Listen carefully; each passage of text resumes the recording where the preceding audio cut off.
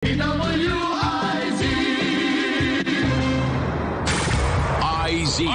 Balita. IZ Balita Nationwide.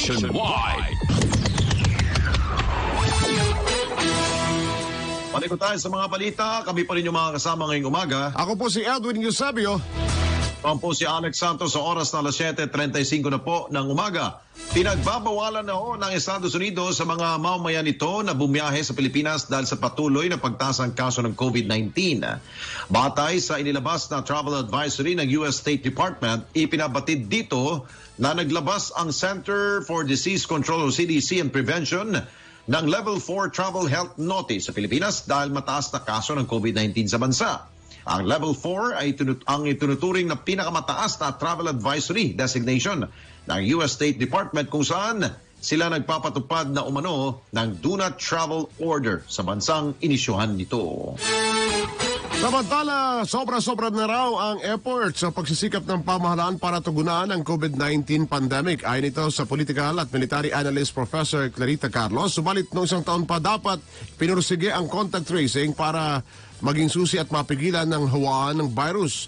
Mas mabuti na rin anyang tutukan ng gobyerno ang pagbabakuna bilang proteksyon sa mga Pilipino kontra pa rin sa COVID-19. To be fair, talagang sobra yung effort ng gobyerno. Okay. Dahil 1 year ago naman, I'm sure alabong konti lang ang alam natin sa COVID. At ngayon, mas marami tayong alam, di ba? Pero dapat noong pa, March, na umpisa tayong mag-lockdown, talagang pinagpursigihan natin ang contact tracing. Kasi yan talaga yung key doon sa paghabol talaga at paglawak ng pagkahawa. Pero ngayon siguro, ang kailangan talagang i-wrap up yung vaccination. Ang political analyst at military analyst Professor Clarita Carlos sa panayam ng DWIC. Handa naman ang PAO o Public Attorney's Office na ipagtanggol ang mga organizer ng community pantry sakaling ma-red tag o iharas ng otoridad. Tinek ito ni PAO Chief Attorney Presidio Acosta, lalo na't wala namang masama sa pagtatayo ng community pantry na ay bahagi ng kulturang Pilipino na bayanihan o mutual aid. Sinabi ni Acosta na hindi makatwirang hulihin at kasuhan ang mga nais lamang tumulong sa kapwa nila sa panahon ng pandemya. Dagdag pa ng abogado, halos 5 taon na rin siyang nagsishare sa mga kapwa Pilipino at hindi ito nangangahulugang makakaliwa siya, kundi ginagawa niya ito bilang isang Pilipino. Suportado naman ng IBP o Integrated Bar of the Philippines ang inisyatibo ng mga mamamayan na nagbubukas ng kanilang community pantries sa iba't ibang panig ng bansa. Ito'y sa gitna ng umano'y red tagging at profiling ng mga otoridad sa mga nasa likod ng community pantries. Ayon kay IBP President Domingo Cayosa, sa halip na red tagging at profiling, dapat ay papuri ang tinatanggap ng mga organizers ng naturang community pantry. Gate ni Cayosa, walang anumang batas na nilalabag ang pagpapakain ng libre sa mga taong nangangailangan na siyang layon ng pagbubukas ng mga community pantries. Sa iba pang balita, umapila si Pangulong Duterte sa mga senador na bigyan ng pagkakataon ng pagpapatupad ng Executive Order 128 na nagbababa ng taripa sa mga inaangkat na karning baboy. Ayon kay Presidential Spokesman Harry Roque, mas makabubuting ikonsidera at suportahan muna ng Senado ang nabanggit na direktiba ng Pangulo na naglalayon namang mapapatatag ang presyo ng baboy sa mga pamilihan sa gitna na rin po ng kakapusan ng supply at maibaba naman ang inflation rate sa bansa. Dagdag pa ni Roque, maaari naman umanong suriin kung makatutulong ang naturang EO para maabot ang tinatarget ng gobyerno na mapababa ang halaga ng presyo ng baboy at kung may epekto ito sa lokal na industriya sa bansa. At kaugnay nga ng Malacanang, mukha raw nagdadalawang isip sa EO 128. Ang detalye mula kay Patrol 19, Sally Ortega Bueno. Sa tantya ni Senator Risa Ontiveros, tila nagdadalawang isip na Malacanang sa Executive Order 128 na nagpapababa ng taripa sa imported na karning baboy. Ikinatuwa ni Ontiveros ang pahayag na Malacanang na pag-aaralan o rerepasuhin nito ang naturang EO pagkalipas ng 2 buwan. Pero ginit ng senadora na mas mabuti kung iatras na lang ng tuluyan ng Malacanang ang naturang EO. Huwag na sana daw pairali nito ng 2 buwan para mapatunayan lang kung tatamaan nito ang lokal na magbababoy. Iginit pa ni Hontiveros na hindi naman makapagpapababa ng presyo ng kaning baboy ang nasabing executive order at magdudulot pa ito ng pagkalugi sa local hog industry at magbubunga ito ng pagdagsa ng mga imported na pork meat. Una rito nanawagan ng Malacanang sa mga senador na bigyan ng tsansa na umiral ang naturang EO at pagkalipas naman daw ng 2 buwan ay maaaring pag-aralan ang epekto nito. Kailangan daw ito para makapag-import ang bansa ng mas mura at mas maraming karne ng baboy para maidagdag sa kinakapos na supply sa bansa. Ang Hontiveros, hindi kailangang magmadali sa pag-import ng pork dahil hindi pa naitatayo ang mga first border inspection facilities na pipigil sa pagpasok sa bansa ng mga karne na may African swine fever. Ang kailangan anyang madaliin ay ang pagliligtas sa lokal na industriya na manoy dapat dapang-dapa na dahil nga sa ASF. Ito sa Patrol 19, Sally Ortega Bueno, nagulat sa impilang metodong lakas sa DWIZ. Samantala, may report pa yata para Edwin Hos, Patrol 5. Aya Yupango, Kuyang Go. Mula Maynila, Aya, come in. Alright. Kaugnay naman ang report pa rin ni Sally, wala nang magagawa ang Senado kundi bigyan ng pagkakataon ang Executive Order 128. Ito ang ayon ay kay Senador Panfilo Pinglacson, bagamat nalulungkot siyang walang ginawang interdepartmental consultation kaugnay nga sa pagbaba ng taripa ng pork importation. Wala niyang magagawa ang mataas na kapulungan ng Kongreso dahil epektibo na ang nasabing batas na nagbababa ng taripa at nagtataas ng MAV o Minimum Access Volume sa pag-aangkat nga ng mga karneng baboy. Dagdag pa ni Lacson, kung may nangyaring konsultasyon, maaring nakapagbigay ang Senado ng input nito base sa kanilang sariling konsultasyon at research, lalo na't ang EO 128 ay resulta ng ibinigay ng otoridad ng Kongreso sa Pangulo. Nagsisimula ng labanan sa politika kaugnay sa 2022 national elections. Ayon kay political analyst Mon Casiple, ay matapos sumulpot ang mga grupong nananawagan na mag-resign na ang Pangulong Duterte. Hindi naman anya siya naniniwalang walang halong politika ang mga katulad na panawagan. Naniniwala si Casiple na valid naman bilang election issues ang COVID-19 response at West Philippine Sea sa dahilan kaya pinagbibitiw sa tungkulin ang Pangulong Duterte. Inamin naman ni Casiple na matagal-tagal niyang inabangan ang mga galawang pang-eleksyon matapos sa pagkalat noon ng mga nakalipas sa buwan ng tarpaulin na nagpapatakbo kay Davao City Mayor Sara Duterte Carpio sa presidential elections. Professor Mon, go ahead. Pwede sabihin yan, ano? At baka namang sabihin mong mali sila. Pero hindi mo maiwasan na kahit anong gawin mo, lalo na yung ganyang klaseng mga panawagan, ay may epekto yan sa politika. Kaya nung narinig ko yan, yung ganyang mga panawagan, nagsimula na nga labanan sa politika. Si political analyst Ramon Casiple sa panayan po yan ng DWIZ. At kaugnay niyan, alternatibo. Ito naman ang dapat mapunan at matiyak. Ito ay ayon naman sa political at military analyst na si Professor Clarita Carlos na sa mga nagsusulong na mapatalsik nga sa pwesto si Pangulong Rodrigo Duterte. Sinabi ni Carlos na kung walang makikitang magandang ipapalit kay Pangulong Duterte sa gitna ng mga malalaking usapin, dapat manahimik na lamang ang mga nagsusulong na sipain ito sa pwesto. Kaya democracy, pwede ka naman bumatiko sa ating mga pinuno. Pero bakit pag na-discuss to tayo gusto natin pababain agad sila? Meron ba kayong alternatibong ilalagay dyan? Yung alternatibong ilalagay nyo dyan, mas magaling ba na mag-solve ng COVID-19 at dyan sa issue dyan sa EEC natin? Kasi kung hindi, shut up na lang kayo. Saka, ilang days na lang matatapos na yung ang administration na to. Mga 400 days na lang siguro. Si political at military analyst Professor Clarita Carlos sa panayam ng DWIZ. Mahigit 3 milyong estudyante na ang nakapagrehistro para sa school year 2021-2022 batay sa Early Registration Monitoring Report. Nasa kabuang 3,227,244 learners mula sa 17 reyon sa bansa ang nakiisa sa pagpapatuloy ng registration ng Department of Education para sa bagong school year. Nagmula sa Region 4A o Calabarzon, ayon sa DepEd, ang nakapagtala ng pinakamataas na enrollees o nasa 300,000 28,620. 313,899 naman mula sa Region 7 o Central Visayas. 239,000 naman mula sa Region 6 o Western Visayas.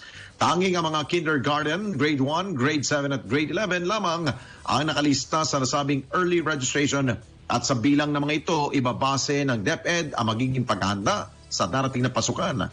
Kaugnay niyan, inatasan ng DepEd ang kanilang mga field offices para gamitin ang online platforms at drop boxes sa isasagawang early registration para na rin po sa kaligtasan ng mga estudyante, mga magulang at mga guro. Parang Edwin! At kapag Kuya Aya, wala na. At oras natin, pare. 7:45, magbabalik po tayo mga balita sa labas ng bansa, sports, health at business in a short while. IZ Balita. IZ Balita Nationwide.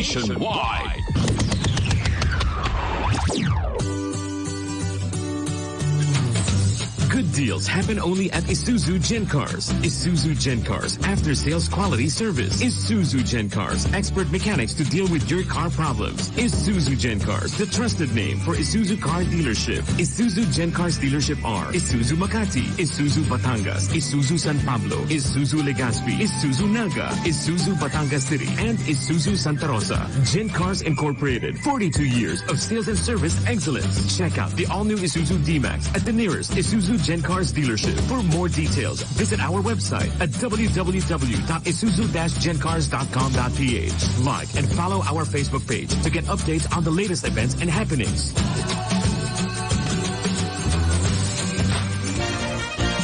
Health Protect Dialysis Clinic invites you to drop by our clinic at De La Rosa Corner Amorsolo Street, Makati for you and your loved one's dialysis needs. Our clinic treatment packages are at a very reasonable rates, and our clinic can accommodate walk-in patients or as per schedule. We cater HMO card holders, PhilHealth members, and PCSO beneficiaries. We value life. We care. For more details, please check our website www.healthprotect.com.ph or you may email us and call for reservations at renal@healthprotect.com.ph 0922-321-0566. Karambola nationwide na! Napapakinggan na sa iba't ibang bahagi ng bansa ang programang siksik sa matalino at makabuluhang talakayan sa 89.5 Home Radio Tacloban, 89.3 DWIZ Dagupan, 94.3 DWIZ Palawan, 106.7 Home Radio Cebu, 98.7 Home Radio News FM Davao, 92.3 Home Radio Legazpi, 93.5 Home Radio Cagayan de Oro, 98.3 Home Radio General Santos, 89.5 Home Radio Iloilo, at sa 95.1 Home Radio Naga. Pakinggan ang Karambola kasama ang mga host ng programa na sina Conrad Banal, Jonathan De La Cruz, and attorney Trixie Cruz Angeles. Karambola nationwide na!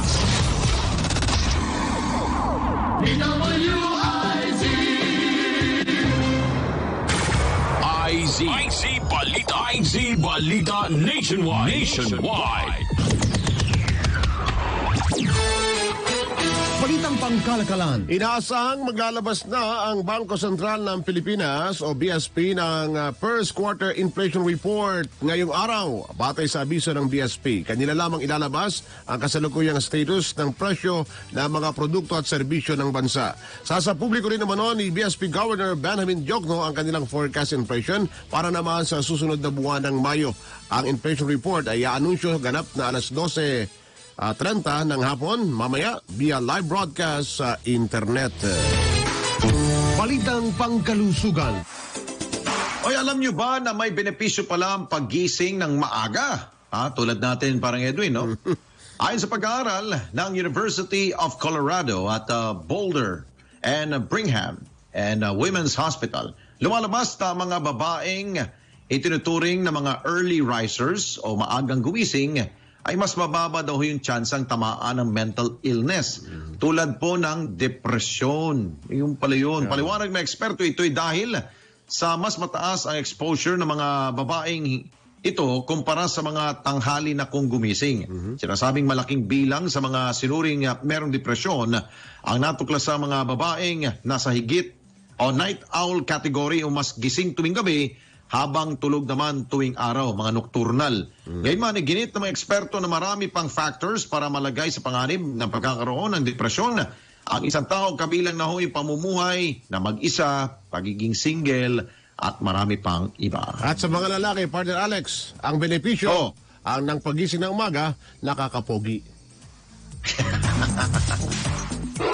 Balita sa labas ng bansa. Kasawi ang 22 COVID-19 patients sa isang ospital sa India. Ito'y matapos na mawala ng supply ng oxygen dahil sa umano'y nangyaring aksidente sa ospital. Batay sa report ng mga otoridad, nagkaroon di umano ng leak o taga sa main oxygen tank ng Western State of Maharashtra, dahilan para matigil ang daloy ng oxygen sa halos 200 pasyente ng COVID-19 na noon ay nasa critical ng kondisyon.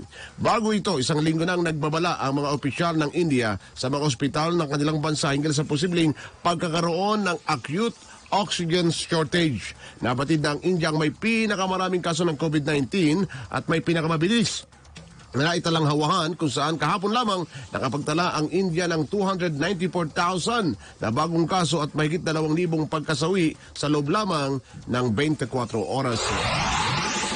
Samantala, nawawala ang isang Navy submarine na may lulang 53 tripulante o katao sa Indonesia. Ayon sa otoridad sa Indonesia, nagsasagawa ng drill sa isla ng Bali ang naturang submarine nang biglang hindi na daw ito makontak at hindi na rin po makabalik. Agad namang nagpakalat ng warship sa lugar ang military chief ng Indonesia upang mahanap ang naturang pong vessel. Samantala, humingi na rin po ng tulong ang Indonesia sa Australia at Singapore upang agad na mahanap ang mga nawawalang pong submarine. Updates at inside stories sa iba't ibang sports. Basketball, volleyball, football, billiards, boxing, motoring at iba pa. Ito ang Real Sports ni Anthony Suntay. Ikaw ba ay may negosyo? From online courier services, delivery businesses, transportation cooperatives, lipat bahay, construction at iba pa. Ano man ang iyong negosyo, siguradong may Photon Commercial Vehicle para sa iyo. Choose from their wide selection of passenger vehicles, Gratour trucks, light, medium, heavy-duty trucks, up to heavy equipment. Hashtag kayang-kaya sa Photon. For inquiries and promo discounts, reach your nearest Photon dealer or call their sales hotline at 0999-999-9998.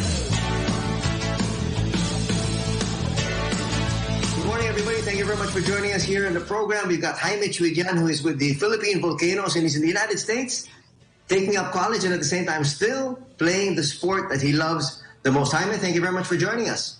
Hey, Anthony. So how's college life, first of all?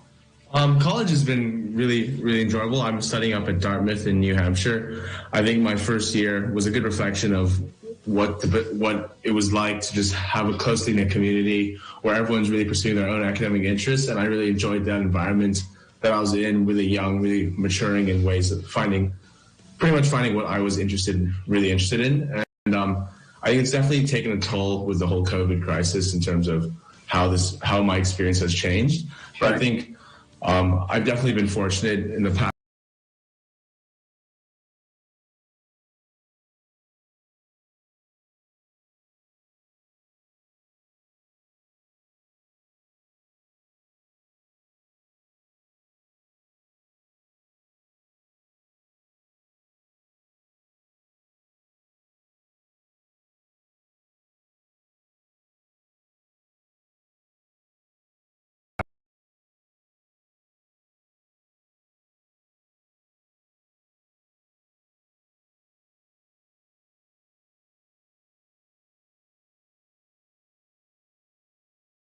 I think the past 6 months for me to really make the most of my what would have been my sophomore year of college by playing rugby, doing some remote work, and even living with friends in unique places in the US.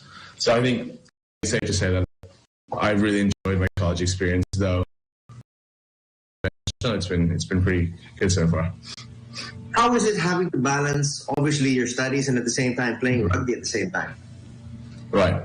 Well, I think that's sort of been a good segue from growing up in international school in Manila, where I was always playing. I was a 3-season athlete, so I'd I was pretty much playing sports year round on top of training with the Volcanoes outside of school. So I think finding that balance has always been sort of a fine line and been a bit tricky at times, but I think it honestly helps me outline how I manage my time, whether I can revolve the amount of work I do around the trainings. It kind of keeps me more focused on what needs to be done rather than feeling like I have all the time in the world to do these different projects, and actually makes me a little more accountable. So I think I've definitely found a good rhythm in terms of when classes are going, of just managing my time through using my sports schedule as a way to like fit in when I can keep up with all my studies.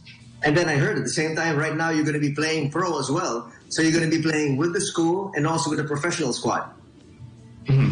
Yeah, so it's quite a unique situation that I'm in right now, and that's largely due to the Dartmouth rugby head coach, who's also the assistant head coach of the New England Free Jacks. And what he's done is he's messaged me asking like how my rugby's been, knowing that I was a pretty avid rugby player and that it's been about a year since I last played a game. He said, what would my thoughts be on just getting the exposure to train with the pro team in Boston?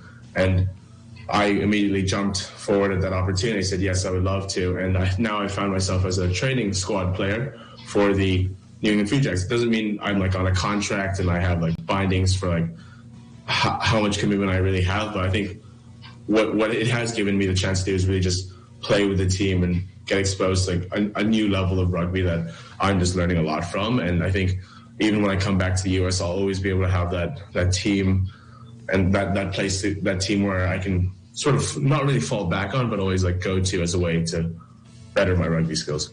Exactly, definitely. It's a higher level. It's always a learning process for each and every one of you. Especially for you, you'll get to be able to learn from some of the pros over there. Absolutely. You know, before I let you go, I wanted to find out, what are the goals that you've set for yourself? Obviously, you want to come back, still play for the Volcanoes, and then you're going to be having to go back and forth in the Philippines. What are the goals that you're setting for yourself in the sport?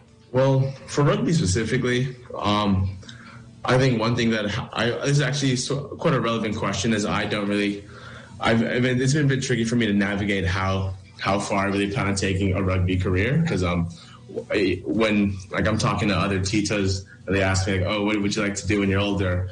Honestly, the first thing that comes to mind would be, oh, I'd love to keep playing rugby for as long as I can. But I think the fact that like rugby isn't as big of a sport as say soccer or basketball, that also pours into like how like the lifestyle of rugby players and the quality of life. I mean, it's good, but it's not. You won't be making too much money, right? And that's sort of why I think I'm really blessed to be at Dartmouth College, where I can keep playing rugby while also build my network and really focus on my academic and career pursuits. That's I think on that side of things, I would like to hopefully be working in finance, potentially investment banking, work in the US for a bit. But I think at the moment for rugby wise, I would definitely want to play with the Philippine Volcanoes. That's something that's a staple. I'll always be coming back, connect me back to where I'm from.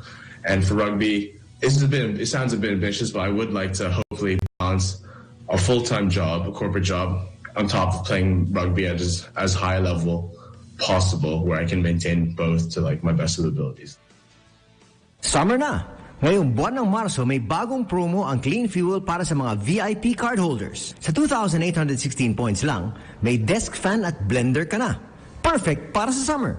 Makakakuha ka ng points sa bawat litro ng pagkarga ng diesel, Clean 91, Premium 95, at Auto LPG sa Clean Fuel. Ano pa ang hinihintay nyo? Kumuha na ng VIP card at magpakarga na sa Clean Fuel. Quality fuel for less. Per DTI permit number FTEB 112572 series of 2021.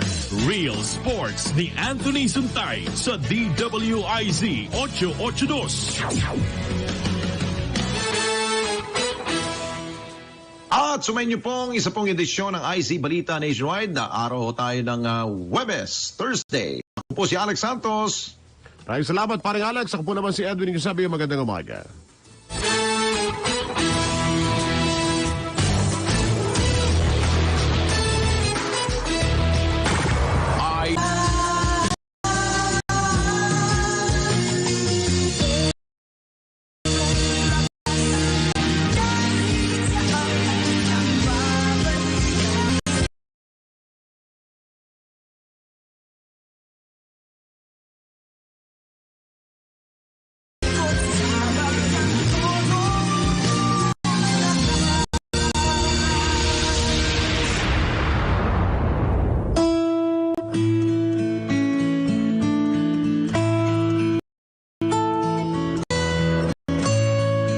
Panalangin para sa kapayapaan. Ina ng lahat ng mga bansa, Panginoong Hesukristo, unahan ng banal na Espiritu